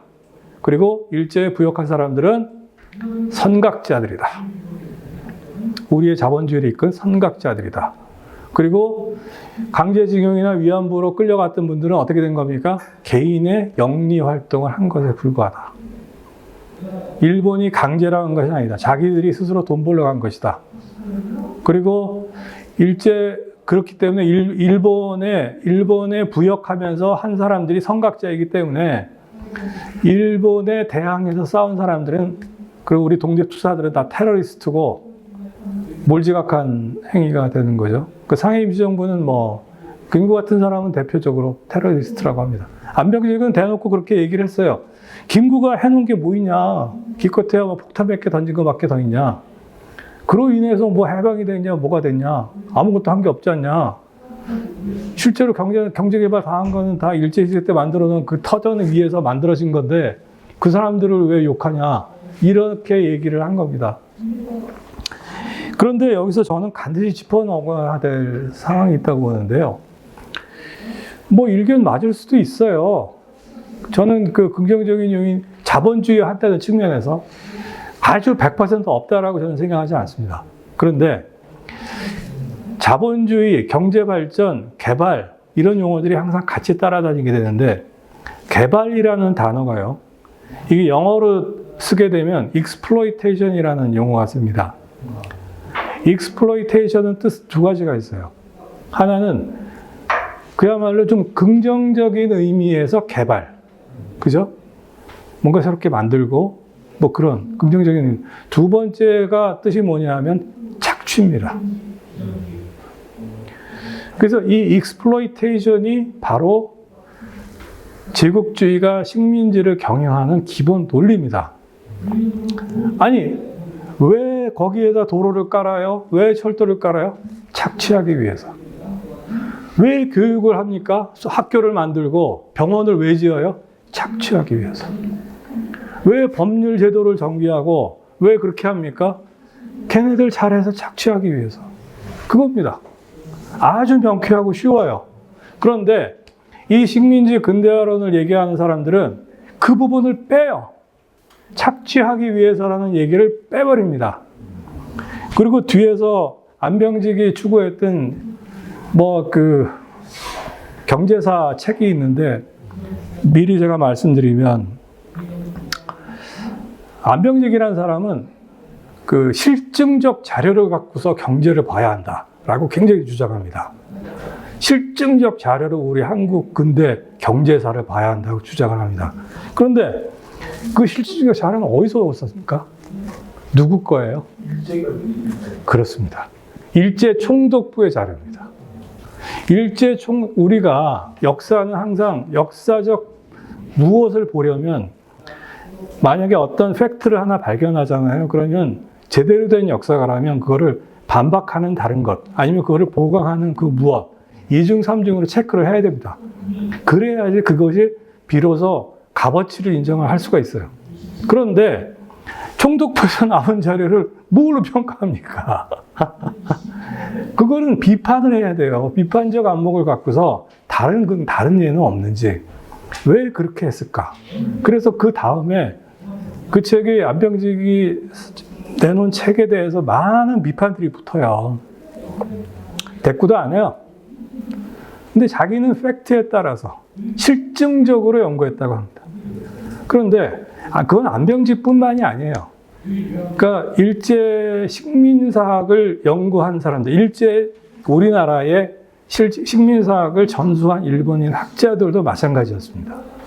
그들이 한국 역사를 엄청나게 왜곡을 시켜놓고서 그거를 실증이라고 우깁니다. 그 대표적인 게 삼국사 초기 기록분을 이 사람들은 일본의 식민사학자들은 인정을 하지 않아요. 삼국사기 우리 책잖아요. 삼국사 김부식이 쓴 거. 초기 기록본이라는 건 뭐냐 하면 신라 고구려 백제의 4세기에서 한 6세기경에 기록된 내용들을 인정할 수가 없다. 왜? 자기네 일본 서기에서 나오는 내용과 배치됨으로. 거기 일본 서기에는 어떤 내용인지 하면은 4세기에서 6세기에 일본의 야마토 정권이 한반도 남부를 지배했대요. 지배했다고 주장을 합니다. 그게 뭡니까? 임나일본부입니다. 그게. 그런데 아무런 근거가 없어요. 백데이터가 아무것도 없어요. 그래서 일본 서기를 우리는 위서라고 얘기를 해요. 보통. 위서. 어떤 놈이 쓴지도 몰라요. 한 놈이 썼는지 수백 명이 썼는지 알 수도 없어요. 그 여기 얘기 저기 얘기 다 달라요. 그런데도 일본의 극우 역사학자들, 그 다음에 그거를 이어받은 한국의 식민 역사학자들은 그거를 팩트로 인정을 합니다. 그래서 삼국사기 초기 기록에 임나의 일본부와 배치되는 기록은 믿을 수가 없다. 그래서 그걸 인정 안 하려고 합니다. 똑같아요. 똑같습니다. 안병직이 얘기하는 실증 경제, 실증을 바탕으로 한 경제학은 마찬가지입니다. 그런 측면에서 식민지 근대화론을 주장하는 내용들의 다수가 근거가 되는 백데이터를 저는 하나도 믿을 수가 없어요. 정말 제대로 한 건지, 공부를 제대로 한 건지, 그렇습니다. 네, 그 다음에 좀 넘어가겠습니다. 시간이 많이 지나갔죠. 그래서 안병직이라는 사람을 저는 조금 더 좀 설명을 하고 넘어가야 될 것 같습니다. 안병직은 서울대 경제학과 51학번이라고 합니다. 한국 전쟁 중에도 대학은 아마 돌아갔던 뭐 형식적으로 아마 진행됐던 것 같고, 1960년대, 70년대에 마르크스주의와 마오쩌둥주의에 상당히 흠뻑 빠져 있었다고 합니다. 서울대 출신의 상당히 많은 제야 인사들, 신영복을 비롯해서 상당히 많은 사람들과 아주 가까운 교분 관계를 지냈다고 합니다. 그리고 그들의 후원자이기도 했고요. 그리고 김문수가 제자가 되거든요. 이영훈 교수가 서울대 경제학과 후배이자 제자입니다. 안병직의 제자예요. 그리고 김문수도 서울대 경제학과 71학번 이영훈과 동기입니다. 그래서 이영훈과 김문수를 같이 가르쳤다 그러고요. 김문수한테 너는 확실히 노동운동을 해라라고 제안을 한 사람도 바로 안병직이었다고 합니다. 그런데 1984년에 한국 사회를 어떻게 볼 것인가, 경제를 비롯한 이 사회 구성체를 어떻게 보호해야 될 것인가 큰 논쟁이 붙습니다. 이 사회 구성체 논쟁에 그 당시에 안병직은 한국 사회는 식민지 반봉건 사회다. 아직도 봉건적인 역할, 성격이 굉장히 짙다. 근데 안병직의 2년 후배인 박현재 선생은 아니다. 한국은 이미 국가독점 자본주의로 상당 부분 발전을 했다. 두 사람이 크게 봐서 두 개의 축이 크게 격론을 벌이게 됩니다. 그 논쟁이 잡지를 통해서 매월 소개가 됐어요. 근데 진행하면 진행할수록 안병직이 박살나요. 완전히 박살납니다. 안병직은 그러고 나중에 스스로 인정할 수밖에 없었던 게 80년대 들어서 한국 경제가 계속 발전하는 거예요. 자기의 논리에 따르면 한국은 반봉건적인 성격이 강하고 제국주의로부터 수탈되는 부분이 많기 때문에 자생적인 발전을 할 수가 없어요. 그런데 계속 발전하는 거야. 설명을 못해. 그러던 차에 1984년에 일본의 한 학자가 재미있는 논문을 발표합니다. 나카무라 시토루라는 교토대 경제학과 교수인데, 이 사람은 중진자본주의 길이라는 논문을 발표를 해요. 여기서 이 논문을 읽은 안병직은 눈이 번쩍 떠집니다. 아, 이거다. 여기서 나카무라 시토루가 주장한 중진자본주의 길이라는 내용은 후진국이라도 선진국의 도움만 있다면, 그러면 얼마든지 중진국의 선진국을 캐치업 할 수 있다. 캐치업 할 수 있다. 저도 몰랐는데 그 당시에 되새김질을 해보니까 80년대 후반부터 90년대 초중반까지 기업에서 캐치업이라는 단어를 굉장히 많이 썼어요. 굉장히 많이. 우리 따라잡자. 우리도 1등 한번 해보자. 선진국 따라잡자라는 캐치업 슬로건을 굉장히 많이 썼어요. 근데 이거를 쓴 사람이 나카무라 시토루라는 교수였습니다. 안병직은 결심을 하죠. 일본 가서 이걸 좀 배워야겠다. 그래서 95년부터 97년까지 일본 동경대 유학을 갑니다. 거기 가서 본격적으로 이 중진자본주의를 완전히 흡수합니다. 제가 중진자본주의가 뭐라 그랬습니까? 선진국의 도움만 있다면이라 전제가 붙어요. 이 전제가 무서운 거예요. 그러니까 거기서 이제 일본 총독부에서 나온 자료들 쫙 보고 기록을 쫙 보고 하니까 야, 이거 한국이 일제 때부터 이게 도움을 받았네. 그 맹아가 있어서 이게 되는 거네. 7, 80년대 한국의 자본주의가 거저 성장한 게 아니네. 확신을 하게 됩니다, 이 사람은. 그래서 돌아와요. 그래서 87년에 그때 낙성대 경제연구소라는 걸 정식으로 만듭니다. 성균관대 이대근 교수를 앞장 세우고 그 사람이 소장하고 같이 만듭니다. 그리고 차제에 도요타 재단으로부터 거액을 받게 됩니다. 지원금을 받아서 거액의 지원금을 통해서 연구를 진행시킵니다. 그리고 그 결과로 나온 경제학 관련된, 경제사 관련된 책이 2권이 있는데, 그게 89년에 나온 근대 조선의 경제연구, 그 다음에 92년에 나온 근대 조선 수리조합 연구입니다. 이 2권의 책이 바로 식민지 근대화론을 깔아주는 경제 설명서입니다. 자, 밑에 하부 구조를 만들었어요. 이렇게 해서 경제 설명으로 해서 글 써야 되죠. 누가 쌉니까? 이영훈이 만듭니다. 그런 과정, 일련의 과정들이 반일 종족주의와 같은 책으로 형태로 나오는 거죠. 그러니까 일본은 한국의 근대, 우리가 근대사라고 하는 것은 자본주의가 들어왔을 때부터 보는 거 아닙니까? 근대사를 이끌어준 일본의 공로와 업적을 떠받들다 보니 다른 것을 폄훼하거나 까게 되면은 자기 논리가 깨져버려요. 그러니까 하나 둘 옹호하다 보니 결국은 일제의 모든 만행이나 잘못은 덮어지고 일본은 찬양하게 되고 그런 길로 계속 매진하게 되는 겁니다. 그래서 그런 걸로 자꾸 사람들을 꼬시고 설득하고 하면서 낙성대 경제연구소가 바로 뉴 라이트의 경제 이론, 경제사를 가리키는 총본상이 됩니다. 보통 웬만한 사람들은 그냥 전문가가, 학자가, 서울대 교수가 이렇다가 저렇다라고 얘기하면 아, 그런 것도 하죠. 그죠?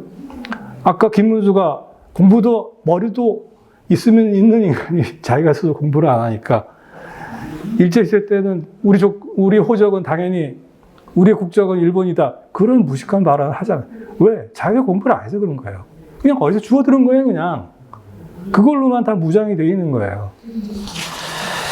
그렇습니다. 네, 이제 얘기가 이제 거의 끝나갑니다. 그러면 이 안병직 얘기가 여기까지 왔으니 안병직을 후원한 자들을 좀 한번 볼 필요가 있습니다. 안병직뿐만 아니라 아까 말씀드렸다시피 제가 처음에 그림 그렸던 거 도형 생각나시죠?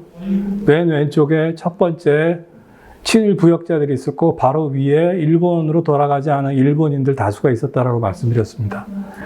그들도 상당한 부를 한국에서 쌓게 되면서 자기의 과거 행적을 지우려고 노력을 하고 행적을 지우거나 아니면 그걸 오히려 찬양하거나 그런 쪽에 관심을 갖게 됩니다.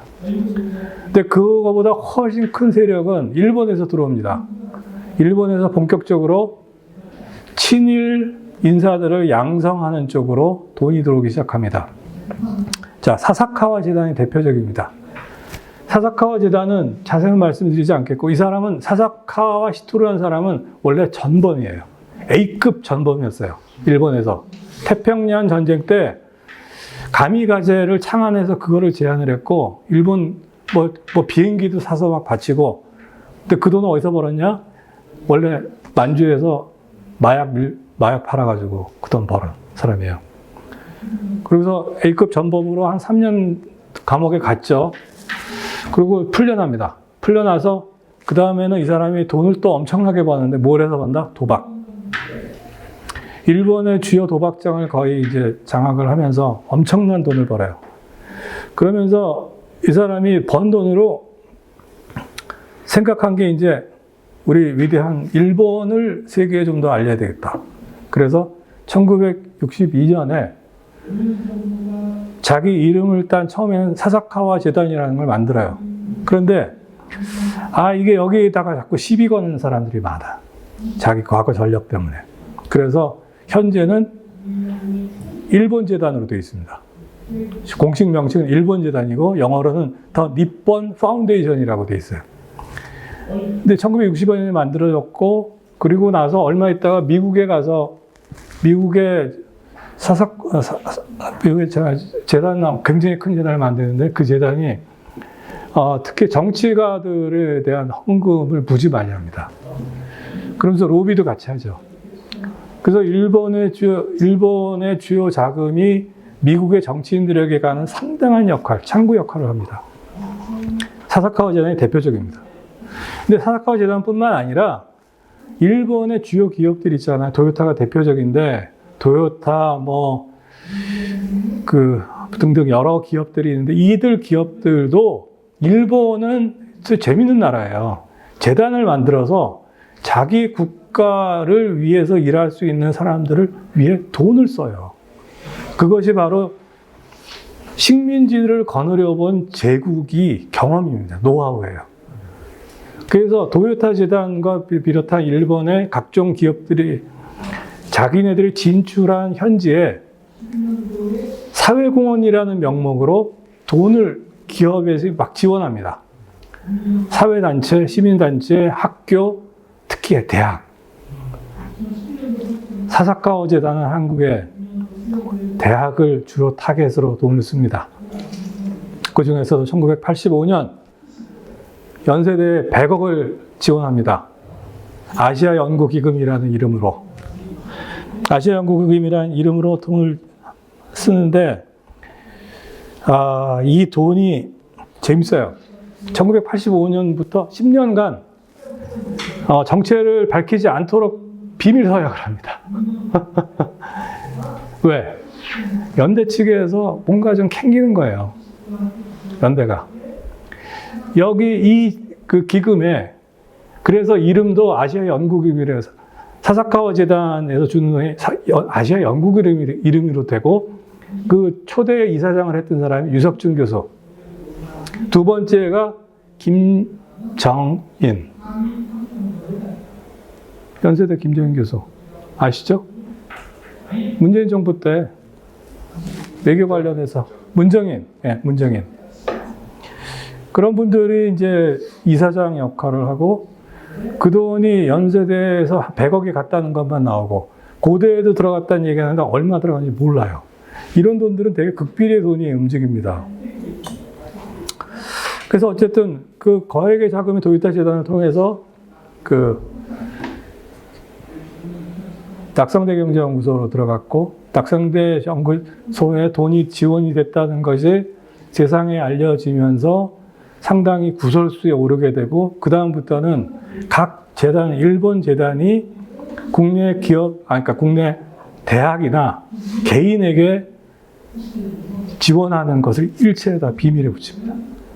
그러니까 지금도 굉장히 많은 돈이 지원이 되고 있을 거예요. 누구한테 지원이 되는지 몰라요. 근데 대표적인 것이 사사카와 재단이다. 사사카와 재단은 지금도 아마 상당히 큰 돈을 한국에 지원하고 있을 것이다. 왜?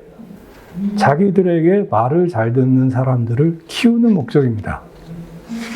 저도 주변에서 일본에서 지원을 받았다는 얘기 여러 번 얘기 들은 적이 있어요.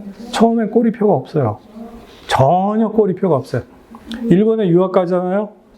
뭐 기자도 그러고 교수도 그러고 기업인들도 그래요. 가면은 일본인들이 극진하게 대접을 해요. 용돈도 막 줘요. 그러면서 이거 왜 주냐? 애쓴다, 수고한다. 나는 당신같이 열심히 사는 사람을 후원한다. 그리고 그냥 줘요, 막.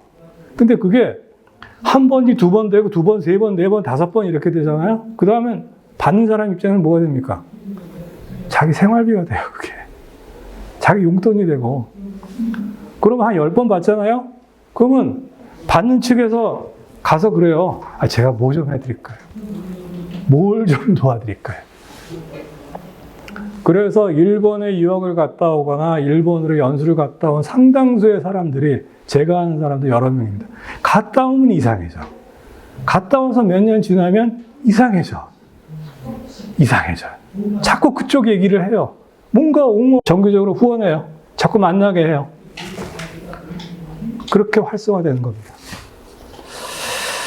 네. 여기까지 말씀드렸고요. 이제 거의 막바지입니다.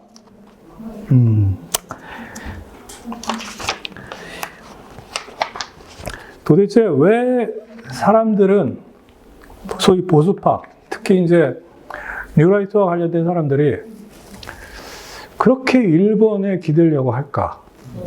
우리가 물의 반컵을 먼저 따라주면 안 돼? 왜 우리가 반컵의 물을 먼저 따라줘야 되죠? 도무지 이해할 수가 없는 일들을 자꾸 합니다. 저희도 주변에 좀 보수적인 쪽에 계신 분들하고 좀 얘기를 좀 해봤어요. 제가 정중하게 청하고 정말 궁금해서. 그러다 보니까 공통된 얘기가 있어요. 뭐냐?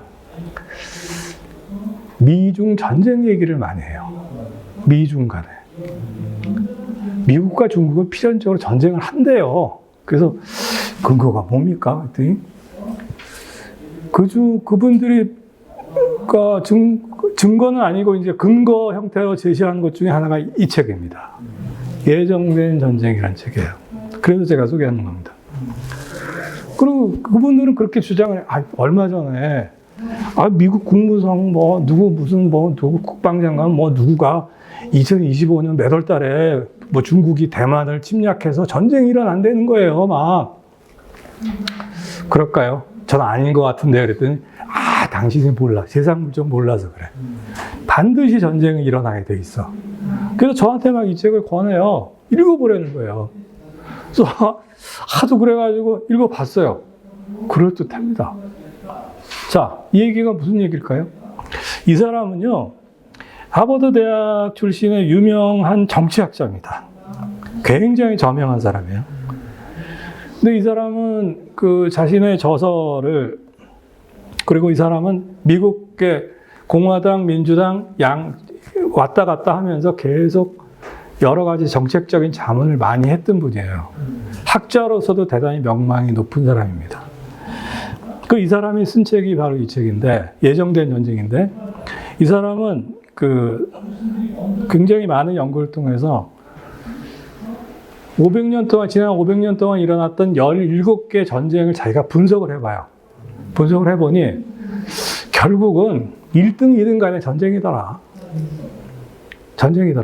근데 매우 흥미로운 거는 서로 간에 싸울 수밖에 없을 것이다라고 계속 생각을 하고 있다가 싸운다는 거예요. 결국은 자웅을 겨뤄야만, 승패가 나야만 끝난다는 거야. 그래서 한 놈이 한동안 세상을 지배해야만 세상이 안정화된다는 거죠. 여기서 이제 여기 제가 써놓은 게 있는데요. 투키디데스의 함정이라는 용어. 이 책에서 나오는 유명한 경고입니다. 아마 알아두시면 괜찮습니다. 투키디데스는 여러분 잘 아시다시피 펠로폰네소스 전쟁을 쓴 역사학자죠. 아테네와 스파르타 양국은 힘을 합쳐서 페르시아와 전쟁을 통해서 이기죠. 근데 이기고 났는데 스파르타가 1등이고 아테네가 2등이에요. 그러다 보니 계속 알력이 생깁니다. 그러다가 내가 저놈을 먼저 치지 않으면 저놈이 나를 먼저 치지 않을까? 그럼 계속 위협을 느껴요, 서로 간에. 그러다 결국 전쟁이 터집니다. 몇십 년 싸우다가 최종적인 승자는 스파르타가 되죠. 하지만 아무런 소득 없는, 실속 없는 전쟁이었습니다. 모든 게 다 파괴되고, 아테네는 그걸로 아주 초토화 됩니다. 완전 파괴시켜버려요. 그래서 여기서 이 저자가 얘기하는 것은 그겁니다. 전쟁이 일어날 것이라는 생각 때문에 일어난다. 전쟁이 일어날 거라는 강박관념 때문에 그것이 바로 함정이라는 거예요. 전쟁이 일어나는 함정. 그래서 그걸 투키디데스의 함정이라는 이름으로 붙인 건데, 이 사람은 자기 책에서 그러고 계속 주장하는 것은 미국과 중국은 한판 붙을 수밖에 없다는 거 이 사람이 얘기해요. 왜? 1, 2등이니까 지금. 그리고 새로운 강자로 중국이 계속 부강을 하고 있으니까, 그러니까 둘이 결국 붙을 수밖에 없어.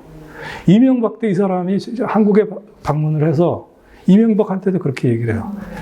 미국에 확실히 줄 서. 그게 당신이 사는 길이야. 그게 대한민국이 사는 길이야. 그렇게 얘기를 합니다. 그래서 저는 그렇게 생각합니다. 아마 미국과 중국 간이 필연적으로 전쟁을 할 수밖에 없을 것이라는 공포감.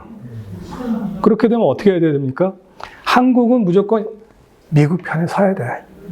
그리고 미국이 지금 일본이랑 같이 셋이서 동맹을 맺자고 하니 이건 미국의 수건이죠. 수건 사업이죠. 왜?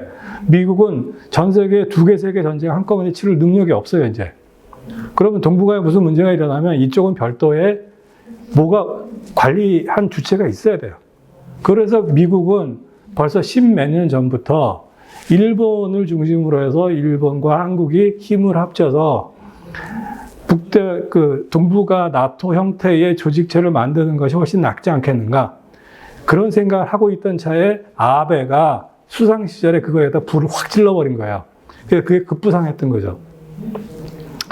그러니까 그런 과정에서 생각해 보면 어차피 한중일이 하나의 틀로 있다면 그러면 에이 까짓 뭐 어차피 일본이랑 우리랑 한 편인데 에이 좀 우리가 좀 양보하면 어때? 뭐 독도 뭐 그냥 적당히 나눠 써도 되는 거 아니야? 아니 뭐 필요하면 일본이 자위대도 뭐 좀 들어와도 되는 거 아닌가? 아 어차피 우리 한 편인데 라고 생각하는 것이 아닌가 이 사람들은. 왜? 생존을 해야 되니까. 이 사람들의 생존법이 그것이 아닐까. 그러면 왜 그런 생존법을 선택해야 될까? 그래야만 자신들이 현재 갖고 있는 기득권을 지속적으로 대대손손 누릴 수 있는 터전이 만들어지니까. 저는 그렇게 생각을 최근에 하고 있습니다. 그런 공포감이 이들을 자꾸 추동하는 것이 아닌가. 그것이 특히 김태호 같은 사람들을 통해서 끊임없이 가스라이팅 되고 있는 것은 아닌가. 저는 김태호 씨가 충분히 그럴 수 있는 사람이라고 봅니다. 김태호 씨는 서강대 정치외교학과 86학번이에요. 이상우 교수의 수제자입니다. 이상우 교수는 한때 한국 네오콘의 수장이라고까지 불렸던 사람이에요. 그리고 이상우 교수가 저는 김태호 씨를 시카고 대학으로 유학 보냈다라고 저는 그렇게 알고 있습니다. 왜 미국 유학 갔는데 하필이면 시카고 대학이었을까? 그리고 김태호 씨 아버지가 또 유명한 공안 검사였어요. 뭐 집안 내력도 그렇고 본인의 스승한테 배운 것도 그렇고 미국 가서 확실히 배운 것도 그렇고 여러 가지가 잘 맞아 떨어집니다. 그래서 그런 식으로 생각을 해보니 뭐 시나리오가 그럴듯해요. 그렇게 생각할 수도 있겠다. 거기다가 미중 간에 반드시 전쟁을 한다. 그 다음에 또 하나 가설이 또 하나 있어요. 중국은 망한다. 중국 망한대요, 이 사람들은. 그래서 중국을 무지 싫어해요. 정말 망할까요? 저는 그렇게 보지 않아요. 왜? 중국은 이미 세계 경제의 공장입니다. 중국 경제가 망하면 세계가 망해요. 그래서 겉으로는 미국과 한배 탄 듯한 독일이나 프랑스나 이태리나 이런 데 수상 대통령이 다 중국 가서 시진핑이랑 만나고 악수하고 거래를 틉니다. 왜 그럽니까? 다 개별 국가의 이익을 지키기 위해서 그렇게 하는 거예요. 미국과도 실제적으로는 뒤로 교육 다 해요. 할 거 다 해요. 제가 볼 때는 그냥 순위, 그래 너 1등 해 라고 딱 인정하고 끝나고 난 그냥 계속 2등만 할게. 순위 정하기 게임 아닌가. 전쟁 쉽지 않습니다. 그런데 그런 전쟁이 계속 일어날 것이라고 공포심을 불어넣는 인간들이 저는 현재 뉴라이트 세력이 아닌가 그런 생각을 합니다. 이 책 재밌습니다. 전쟁 부분 되게 재밌거든요. 한번 관심 있으시면 한번 읽어보시기 바랍니다. 자, 이제 마지막입니다. 자, 그럼 이제 우리 어떻게 해야 됩니까? 어떻게 해야 될까요? 어떻게 대처해야 될까요? 이 사람들을, 이 세력을. 저는 첫 번째, 우리 헌법 전문에서 저는 해답을 찾고 싶습니다. 우리 헌법을 찾아보시면 굉장히 짧아요. 3.1 독립운동, 상해 임시정부, 4.19가 명명되어 있습니다.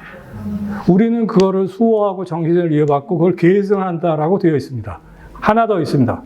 평화적 통일. 평화 통일을 우리 헌법은 명시하고 있어요. 윤석열 정부는 그걸 안 하겠다는 거 아닙니까, 지금? 헌법을 부정하겠다는 거예요.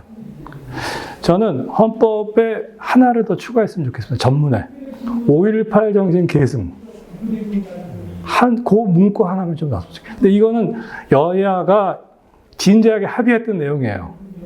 해마다 5월 18일이면 헌법 개정해서 하겠습니다라고 여야가 다 얘기했습니다. 할 수 있어요.